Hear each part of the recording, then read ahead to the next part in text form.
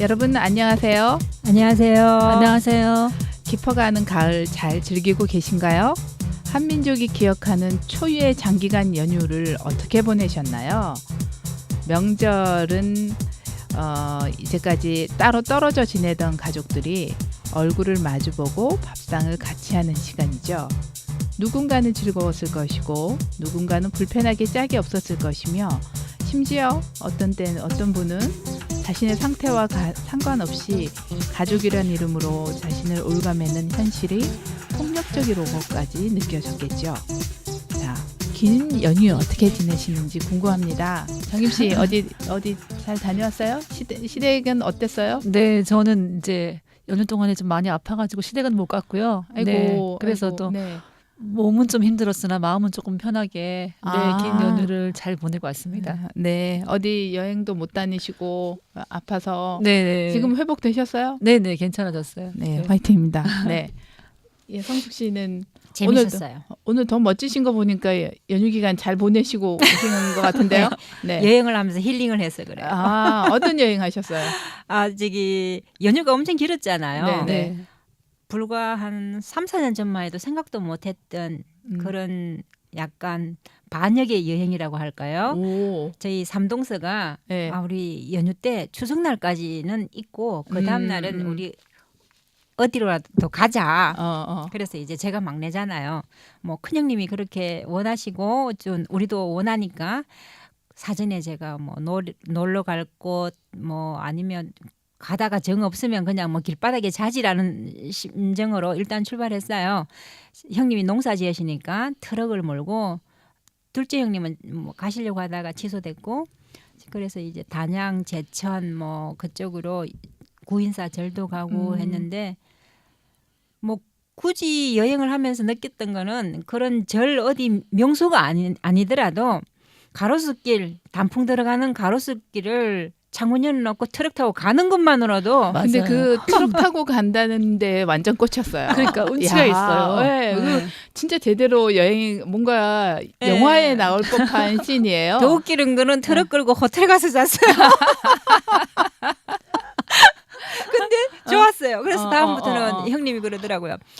이게 뭐 호박 같은 거 왜 그거 저기 하는 차 있잖아요. 1톤 트럭에다 탑 천 씌우고 그 안에다가 2인용 텐트 치고 우리 자면서 여행 가자 그러더라고. 좋죠. 뭐 산 따라 강 따라 자면 되니까. 그러니까 아니 세대가 난 아직 겁이 나서 잠은 장례식장 주차장 가서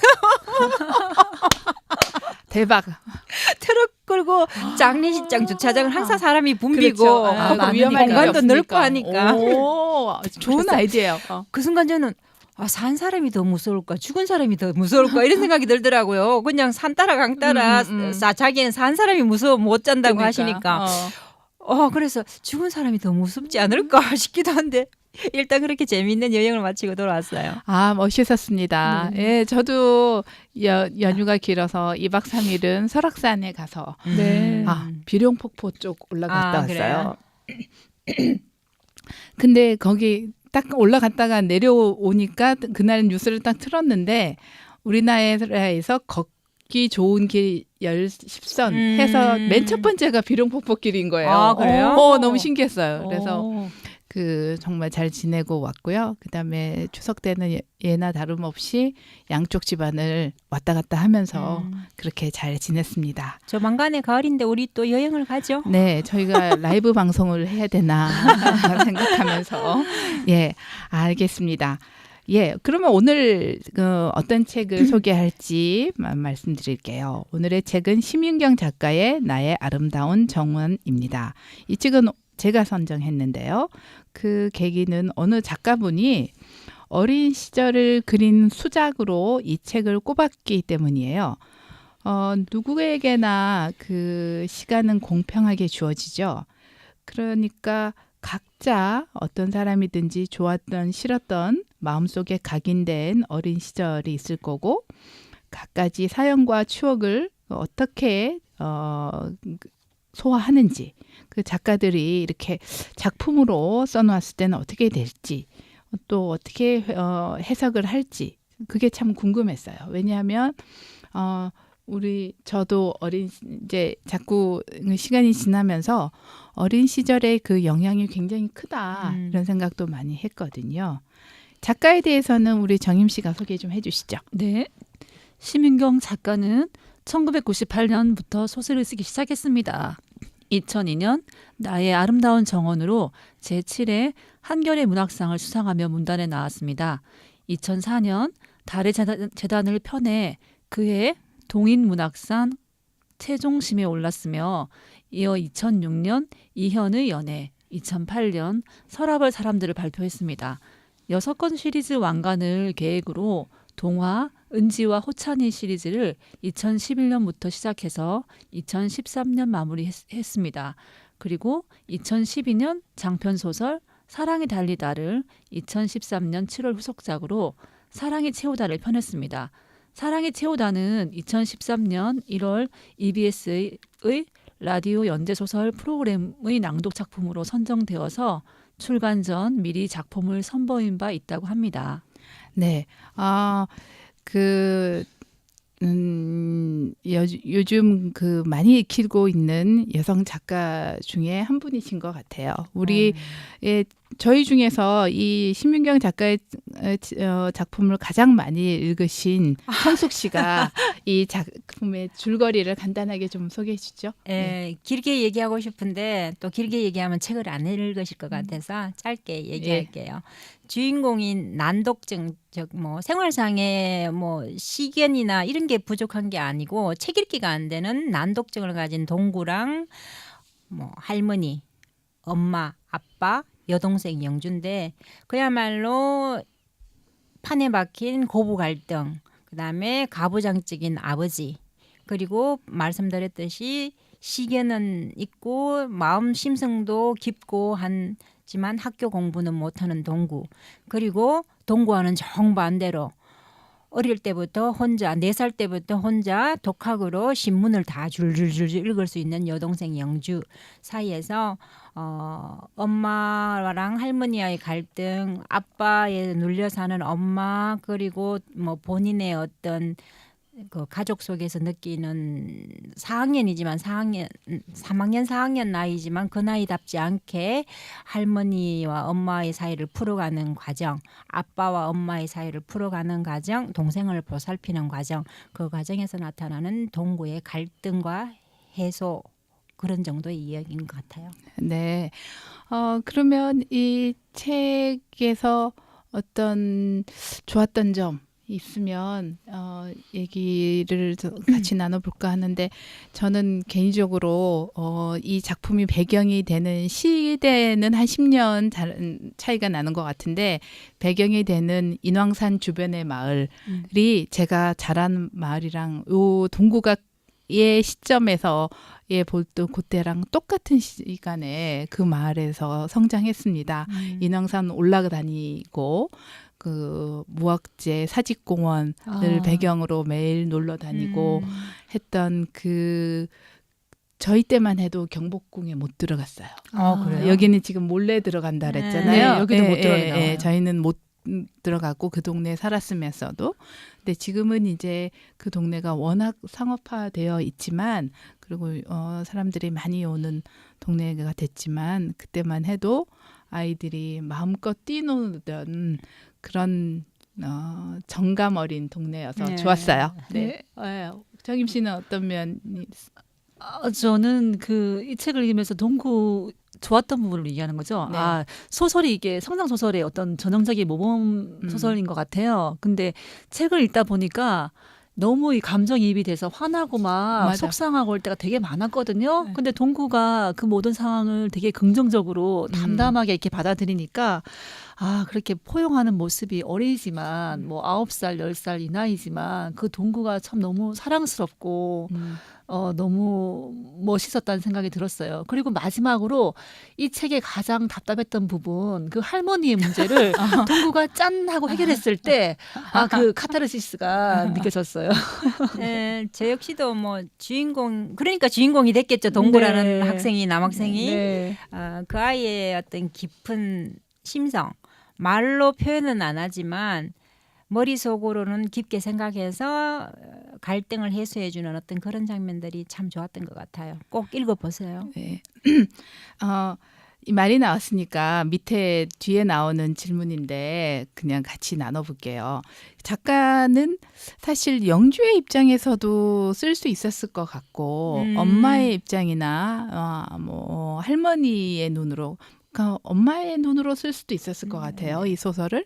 근데 왜 동구를 여자아이도 아니고 남자아이 오빠 작가가 여성임에도 불구하고 남자아이로 삼았을까?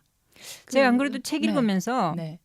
자전적 소설이라고 어릴 네, 때 근데 주인공이 남자인 거예요. 표지에 보면 분명히 작가가 여잔데 네. 몇 번이나 앞뒤로 왔다 갔다 했었어요. 네네. 뭐지 했는데 나중에 제가 사랑을 달리다도 읽어보고 이현의 연애도 읽어봤는데 그 뒤에 보면 왜 작품 생각나잖아요. 네. 거기서 보니까 작가 자신은 뭐 잘 살지도 않고 그냥 중간층. 그다음 뭐 성격도 중간. 살아오면서 뭐 고비 겪은 것도 별로 없고 자기는 글을 쓸 만한 소재가 전혀 없음에도 불구하고 모니터 앞에 앉으면 쓰게 된다고 했는데 주변에서 동구라는 인물을 겪었던 것 같아요. 겪었고 제가 동구를 볼 때 어른보다도 나은 아이라고 감동받았듯이 네. 이 작가도 그런 경험이 있지 않을까. 그리고 남편을 묘사할 때 동구 같은 남편이라고 적어놨더라고요. 그래서 생활 속에서 실제로 겪었기 때문에 주인공으로 삼지 않았을까. 그럼 좋은 작품을 쓰려면은 남편을 잘 만나야 되는 거예요?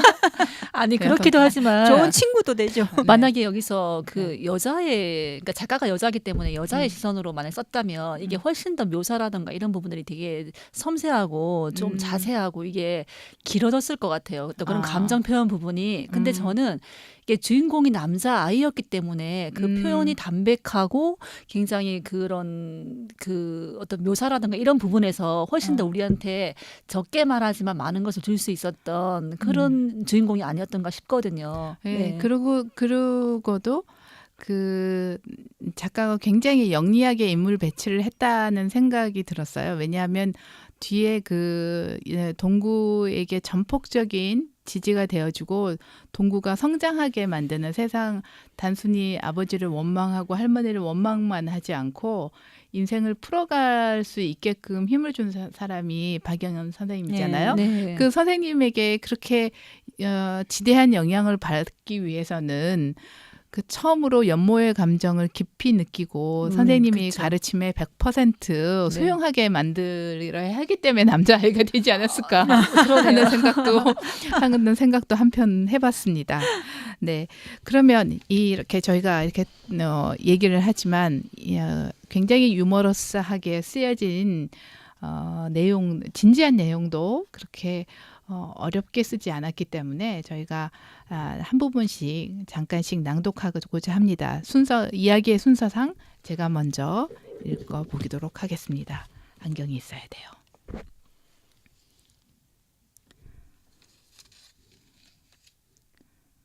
엄마가 부른 배에도 아랑곳 없이 키만한 쌀이빗자루로 집 앞에 쌓인 눈을 쓸다가 갑작스러운 진통으로 비틀거리기 시작했을 때 안방에서 화투장으로 그날의 재수를 떼어보고 있었던 할머니는 화투의 마지막 패를 보지도 못하고 달달 나왔기 때문에 태어날 아기가 아들일지 딸일지 가늠할 수가 없었다.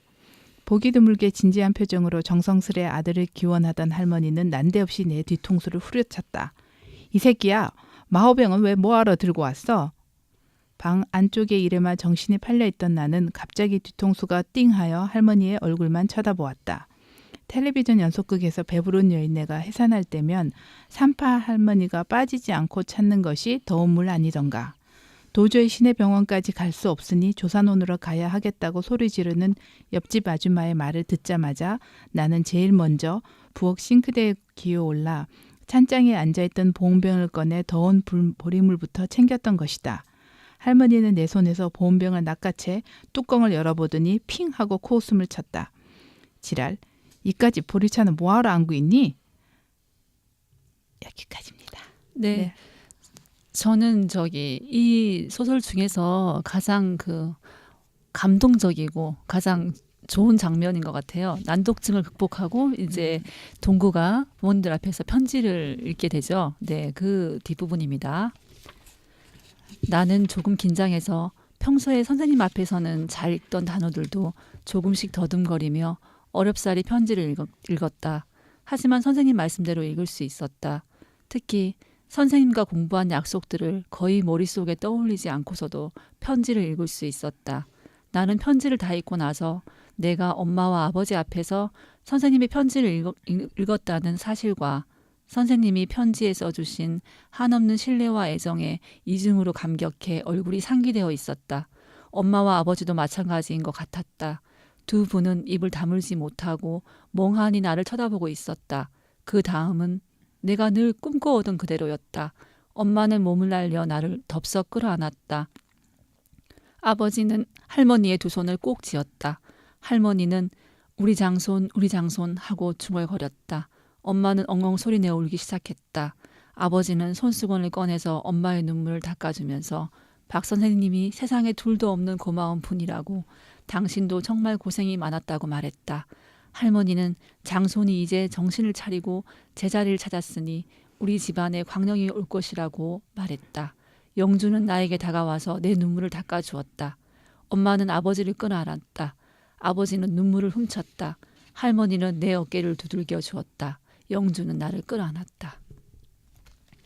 네, 저는 소설의 제일 마지막 부분에 해당하는 동구가 할머니와 엄마의 갈등을 해결할 방법. 엄마가 여기 글에서 보면 정신병원에 자기 발로 걸어 들어갔으니까 그걸 해결하기 위해서 할머니한테 시골로 내려가자고 제의하는 부분입니다. 집안이 어두웠지만 불도 켜지 않고 나는 조용히 안방으로 건너갔다. 안방에는 늘 그렇듯이 할머니가 누워 있었다. 어둑어둑한 방에 옆으로 누워있는 할머니는 몹시 작았다. 전혀 움직임을 찾을 길이 없었다. 숨도 쉬지 않는 것 같았다. 나는 잠시 할머니가 죽은 것이 아닐까 의심했다. 사람이 죽으면 작아진다고 하던데 할머니가 이렇게나 작지는 않았던 것 같은데 나는 약간 무서움을 느끼며 할머니의 곁으로 다가가 어깨를 흔들었다. 할머니의 몸에 손을 댈 때 나는 할머니가 죽었다고 거의 확신하고 있었다. 하지만 나는 산 것과 죽은 것을 분별하는 데 아직도 익숙치 않은 모양이었다. 할머니는 내 쪽으로 고개를 돌리며 눈을 번쩍 떴다. 왜? 왜 이 새끼야? 불러놨으면 이야기를 해야 할 거 아니여. 할머니, 우리 둘이 노르노미 가서 살까? 어떻게? 봄이 되면 모실 할머니 내려간다고 했잖아. 그때 우리도 같이 가면 되지. 살기는 어디서 살고? 모실리에 빈집이 있다면서. 너는 내려가서 뭐하게? 나는 학교 다녀야지. 그럼 나는? 할머니는 모실 할머니랑 농사 지어야지. 모실 할머니 밭도 있댔잖아. 넌 너희 애미 애비 떨어져서 살아도 돼? 엄마 아버지가 자주 오시겠지. 난 괜찮아. 너희 애비가 너를 보내려고 할까? 할머니랑 같이 있는데 뭐 어때? 혼자 가는 것도 아닌데. 내려가서 우리가 농사를 지밌냐. 서울서 반찬 사 먹을 일도 없지. 지은 거 올려 보내면 되지. 집세를 따로 주는 것도 아니니까 남는 장사요. 그런데 너는 왜 거기 가서 살자고 하냐? 너 거기 내려간다고 해놓고 기껏 데리고 가면 며칠 만에 못 살겠다고 도로 올라올 거라고 서울에 데려다 놓으라고 발광할 거지. 아니야. 고등학교까지 거기서 다닐 거야. 너희 애비 들어오면 한번 이야기를 해보자. 나도 이 집이 답답하던 참이니까. 시골 바람 쐬면서 살면야 애들 크는 데는 훨씬 좋지. 이 대목입니다. 네, 잘 들었습니다. 더 많은 재미있는 내용들이 많이 있습니다. 책 한 번들 읽어보시면 좋을 것 같습니다. 그리고 이 책에서 작가는 그 성장 소설 형식으로 책을 썼는데요. 네, 몇 가지 사회 문제를 기반으로 이야기가 전개됩니다. 이 책에서 가장 와닿았던 사회적 이슈가 있으면 어떤 것이었는지, 혹시 그런 문제를 내가 가지고 있는데 그걸 어떻게 풀어 나간 게 있는지, 예를 들어서 뭐 고부 갈등이나 부부 간의 문제라든가 학교에서 그 성적 순으로 아이들을 대하는 문제, 뭐 이런 것들이 있겠죠. 정임 씨는 어떤 부분? 네. 이때 사회적 이슈가 한참 있을 때 저는 이제 초등학교 1학년, 2학년이어가지고요. 반에 이제 박정희라고 여자친구가 있었어요.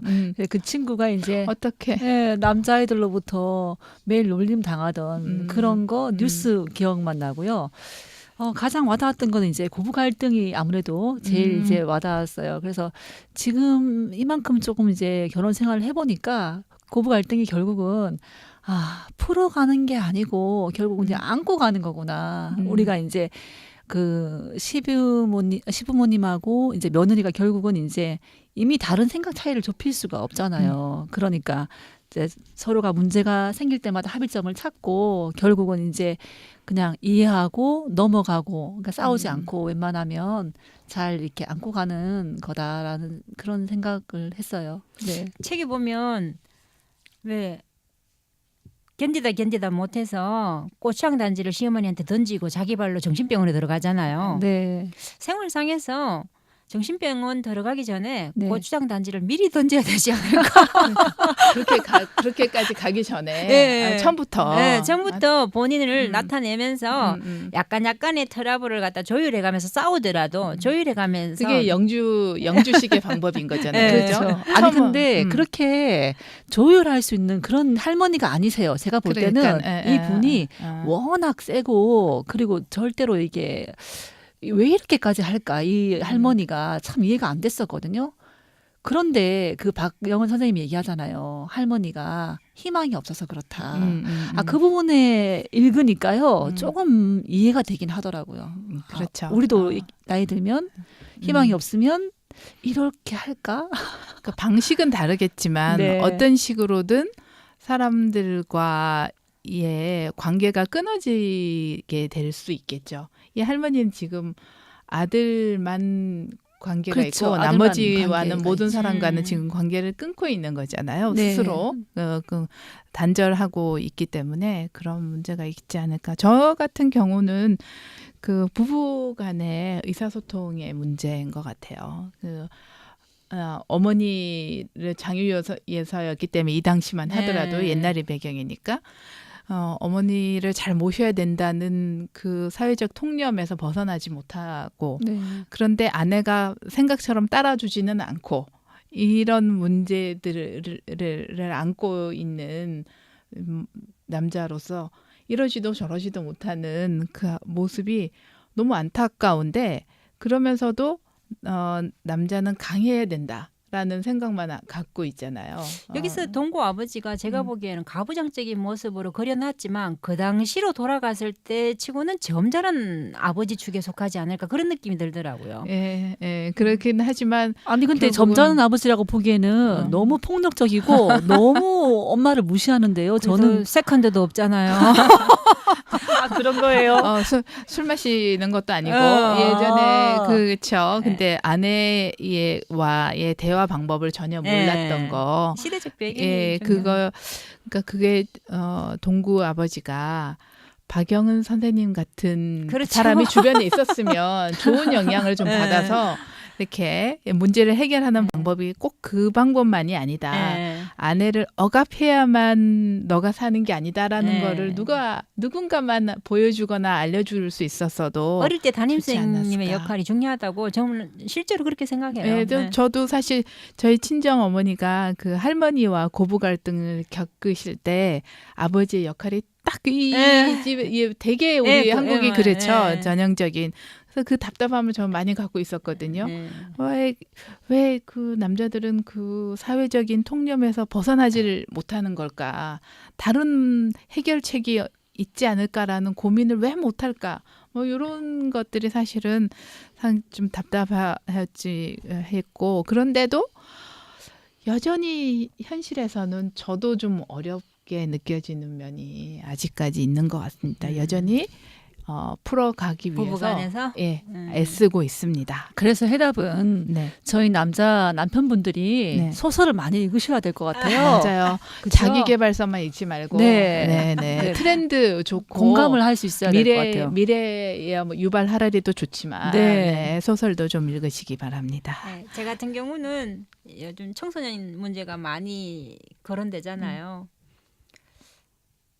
그런 점에서 이 책에 나오는 청소년들이 동구 같은 심성이었으면 그리고 근데 그건 현실적으로 너무나 힘든 거잖아요. 소설 속의 그렇죠. 주인공 그것도 어른보다 나은 네. 초등학교 3, 4학년 남자아이인데 그렇지 않다면 주변에 동구의 할머니 같은 사람이 계시더라도 동구 아빠같이 꽉 막힌 사람이 있더라도 그다음에 학교에 오중근 선생님 같은 사람이 있더라도 코딱지만 파는. 네, 있더라도 그 이외에 박영은 선생님 같은 담임선생님이 계셨다면 그리고 우리가 동구 엄마와 같이 깊게 자식을 이해해 줄 수 있다면 그런 문제를 훨씬 더 수월하게 풀어나갈 수 있게 비관적이지 않은 학생, 낙관적인 학생으로 기를 수 있지 않을까. 저는 이 주리 삼촌도 참 예. 좋았던 것 같아요. 그 작가가 네. 동구가 너무 절망적이지 않기 위해서 네. 심어준 인물들 있잖아요. 네. 박영은 캐릭터가 선생님과 되게 재밌어요. 네. 주리 삼촌이 그 만화 같은 캐릭터들을 저희는 사실 그 아까도 우리 시작 전에 얘기하셨지만 그렇게 뭐죠 사이코패스나 네. 이런 요즘 같은 그런 무서운 사람들이 어렸을 때 그 어려운 환경에 있었을 때 주리 삼촌 같은 사람만 있었어도 보는 정상하지 시각의 차이가 않을까요? 얼마나 다를 것 같아요. 만약에 주리 삼촌이 내 시동생이었다고 생각해보세요. 깝깝하죠. 그 좋은 머리로 뭐 하고 있니? 그러니까 이렇게 이해하면은 네. 다들 이해하고 살 수 있을 것 같아요. 초등학교 덜 떨어진 초등학교 남자애 데리고 맨날 다니면서 약수나 먹이고. 다니고 포장마차가 애 술이나 먹이고. 그렇네요. 생각해보니까 깝깝한 문제였겠네요. 그러니까 모든 면에서 나쁜 사람 없고 모든 맞아요. 면에서 지금 만족스러운 사람 없어요. 같은 사람이 내 문제가 아닐 때는 정말 좋아 보이는 사람도 내 문제가 되면 또 고민스러운 모습이 될 수도 있는 거고. 그럴 수도 있겠네요. 네. 네. 영화로 만들면 재밌겠어요. 그래서 네. 저는 이렇게 얼마 전에 아몬드라는 그 작품도 읽었었는데 그 특징이 여성 비슷한 그 작가분도 마찬가지였어요. 그러니까 그 성장할 때 그렇게 큰 어려움은 없이 네. 성장을 했었다. 이렇게 그리고 그 글을 쓸 때 남편이 굉장히 이해를 많이 해줬다라는 얘기를 했는데 이분들의 특징이 그러니까 스토리텔링이 굉장히 정서적으로 저희들한테 예. 와닿는 거죠. 이렇게 요즘 남한선생이란 그 영화가 네. 하고 있는데 김훈 작가 같은 예. 경우에 남성 작가들이고 김영하나 이런 작가들과는 굉장히 다른 결이 다른 작품들을 쓰고 네. 있잖아요. 여성 작가들이. 그래서 그런 면에서 굉장히 그 강한 청소년을 주인공으로 했다는 점, 그리고 그 아이들이 세상에 대해서 튕겨나가지 않고 세상 속에서 자기 영역을 만들어 간다는 점, 그런 점이 좀 비슷하지 않을까 싶습니다. 그리고 잠깐만 제가 또 이런 대목을 읽어보는 게 있습니다. 아버지는 주인공 동구에게 이렇게 이야기합니다. 살다 보면 아픔이 많지. 어려운 일을 겪다 보면 서로 섭섭한 일도 많이 생기게 되고 그런 걸 모두 다 내가 잘했다 따지면 안 되는 거야. 무조건 서로 이해해주면서 살아야 해. 그게 가족이다. 이렇게 말하죠. 근데 동구는 이렇게 생각합니다. 그렇게 생각하면 우리는 매우 훌륭한 가족이었다. 누가 잘못했는지 제대로 따져본 적이 한 번도 없었기 때문이다. 그 결과 엄마와 할머니는 서로 원수가 되어 알아누웠고 아버지와 나는 지금 식은 탕수육 국물을 앞에 놓고 망가진 가족을 재건할 방법을 논의하고 있었다. 여러분에게 가족은 어떤 의미인가요? 제게 가족 그러면 지금 같이 사는 사람이 신랑이랑 딸이랑 아들인데 고만고만한 생활하는 아들 같은 경우에는 걔를 그냥 잔잔하게 챙겨주는 그런 면에서의 제 역할이 그냥 거치는데 가족이란 무엇인가 이런 질문을 던질 때 떠오르는 거는 신랑이랑 큰 딸이에요. 왜 저랑 많은 갈등을 겪으니까. 예를 들자면 애기 아빠가 지난주 금요일에 뭐 한잔하고 2시 20분에 카드 결제가 떨어졌어요. 그럼 택시 타고 집 앞에 내렸잖아요. 네. 10분이 돼도 안 돌아요. 그래서 이렇게 주차장을 내려봐도 택시도 없고 한 30분 지난 뒤에 전화가 왔어요. 여기가 어딘지 모르겠다고. 내가 간판을 읽어보라고 간판도 못 읽고 그럼 이제 그냥 저기 주변에 보고 모텔 있으면 들어가자고 내일 아침에 와요 그랬어요. 그러고부터 제가 후레쉬를 들고 신랑을 찾으러 동네를 돌아다녔다는 거 아닙니까? 우리 동네 한 바퀴 돌았는데 없어요. 뭐 그냥 내가 내 마음을 다독거리고 그냥 있으면 이때까지 20년 같이 살아온 신랑이 술 먹고 집에 못 들어온 적이 없으니까 들어오겠지.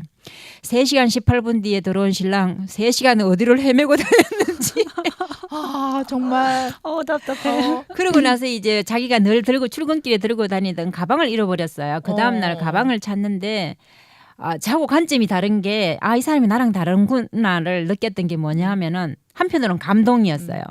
그 안에 자기가 지하철에서 읽던 책이랑 그날 새로 산 혁대랑 그리고 뭐 펜이랑 늘 동영상 듣던 이어폰이 있었는데 저는 그중에서 새로 산 혁대가 아까웠는데 애기 아빠가 어저께 나한테 톡이 왔더라고요. 찾으려고 택시기사하고도 연락해봤는데 이때까지 나하고랑 같이 있어줬던 이어폰 뭐 책 얘들한테 미안하다. 눈물 날려고 하네요.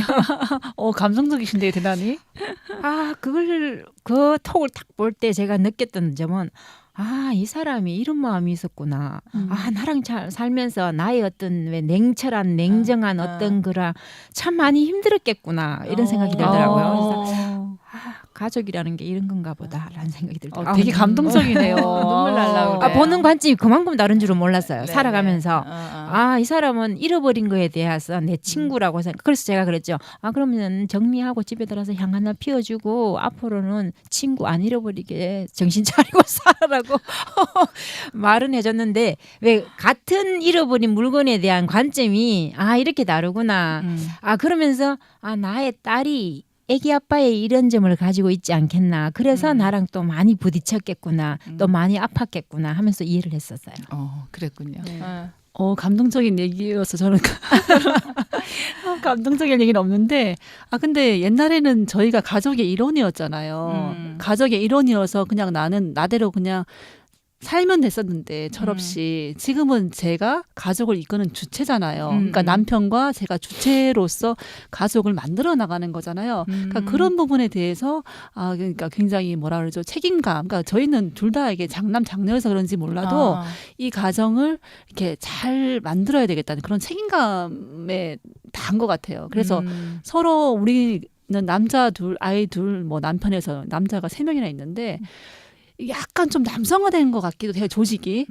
그래서 우리는 딱히 뭔가 이렇게 서로 뭐 어떤 은은하게 뭐 감동적이고 이런 건 없지만 그냥 든든한 뭐 지지자 아니면 서로 믿는 거 그리고 너가 뭐 이렇게 뭐 어떤 일을 해도 난 다 용서할 수 있어. 이런 약간의 어떤 좀 포용하는 마음인 것 같아요. 저희도 얼마 전에 남편이 지갑을 잃어버렸어요. 명절에 갔다 오면서 주유소 있죠. 그 카드를 이렇게 딱 꽂아서 이렇게 주유하는 거기서 셀프 뺀 거는 기억이 난대. 영수증 받은 것도 기억이 나고. 근데 그 다음은 기억을 못 해요, 지갑을. 그래서 저희도 지갑을 잊어버리고 나서는 참 속상했는데 남편이 한 일주일 동안을 지갑이 돌아올 것 같은 생각이 들고 차 안에 어디선가 있을 것 같다면서 자꾸 이렇게 본인을 자책하면서 이게 보여요. 그래서 제가 뭐 크게 뭐라 하지 못했는데 그러니까 그렇게 뭔가를 잘못을 해도 그냥 별말 안 하고 그냥 봐주는 거. 그러니까 그런 약간 든든한 거. 약간 마음 편한 거 그게 가족이 아닐까. 가족이 아닐까. 예, 그런 생각을 해요. 지금 방금 이제 정임 씨가 하던 말 중에서 이제 딱 들어오는 얘기가 만들어져 가고 있다. 그러니까 저는 그 예전에는 그냥 가족은 이래야 된다라는 거기에 지금 동구 아버지가 얘기하신 것 그대로 가지고 있었던 생각이었던 것 같아요. 근데 살면서 보니까 그게 아니더라고요. 그렇게 아무 말도 없이 저게 계속하고 그냥 다 받아주고 이해하고 용서하고 그런 게 가족은 아니구나. 오히려 그렇게 딱 그 각지어진 모습에 들어맞지 않을 때 너무 그 일탈되는 가족원들에 대해서 너무 비판하고 차가운 시선으로 보고 판단하고 그러지 않았는가. 그래서 모습이 이렇게 완전한 모습일 필요가 없구나. 우리가 이 사람도 완전하지 못한데 가족이라고 어떻게 완전할 수 있겠나. 그런 생각도 많이 들어서 요즘은 그냥 각자가 가족이라는 건 각자가 그 모습대로 가장 좋은 모습대로 살아갈 수 있게 서로 도와주는 거. 예를 들어서 저희 집 아이가 둘이 있는데 그 아이들이 비슷한 것 같지만 굉장히 다르잖아요. 아이들마다. 그 아이들이 자기 자신이 가진 장점이 최대한 될 수 있도록 도와주는 거. 그리고 남편과 저 같은 경우엔 서로가 또 각자가 최선의 사람이 될 수 있게 도와주는 게 가족이다. 네. 저는 그런 생각했어요. 아름다운 정인데요. 기특하죠. 네. 네, 이렇게 자뻑에 삽니다. 네. 그런데 혹시 이제 작품을 읽으시면서 좋다는 얘기 많이 했는데 혹시 네. 아쉬웠던 부분이 있을까요? 제 같은 경우 모르겠어요. 이게 소설을 잘 쓰셨지만 여동생 영주가 죽는 장면 있잖아요. 네네. 네. 그 부분은 제가 이 질문지랑 관계 없이 소설 읽을 때부터 네. 이 부분은 뭔가 약간은 좀 생뚱맞다. 급작스러웠어요. 그리고 왜 묘사 방법이 그 앞뒤의 어떤 그런 느낌이 아니고 뭔가 좀 이질적이다. 전체 그 흐름상에서. 작가의 문체와는 좀 다르게 좀 그래서 억지로 이야기 스토리상 억지로 끼워 넣었다는 느낌?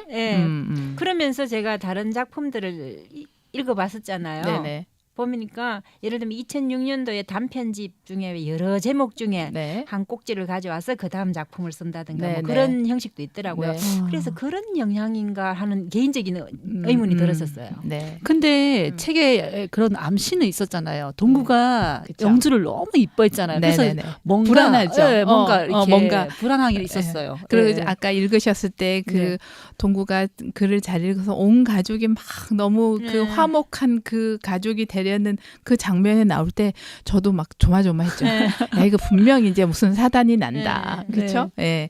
근데 저는 이제 어떤 면에서 좀 아쉬웠냐면 그 뒤에 이제 박영은 선생님이 이제 광주 민주화 항쟁 때 소식이 끊기는 장면이 나오는데 맞아요. 그 광주 민주화 운동에 관련된 그 내용이 전체 이야기의 스토리상에 사실 큰 영향이 없는 건데 너무 좀 작가의 그 의도가 너무 많이 들어가지 않았는가. 이렇게 작품을 전체 동구가 집중돼서 이 동구의 변화 과정을 설명하기에는 너무 좀 자의적으로 들어갔다는 그 부분이 좀 부분이 아쉬웠다 오히려. 네, 저도 박영은 선생님 네, 그 부분이 좀 할머니 생신 때문에 내려갔다가 갑자기 이렇게 실종된 거잖아요. 네. 근데 그러니까 여기가 좀 제일 개운치 않았어요. 나중에 뭐 박영은 선생님이 다시 돌아온다든지 아니면 어떻게 됐다고 결론을 내줬으면 조금 더 시원했을 텐데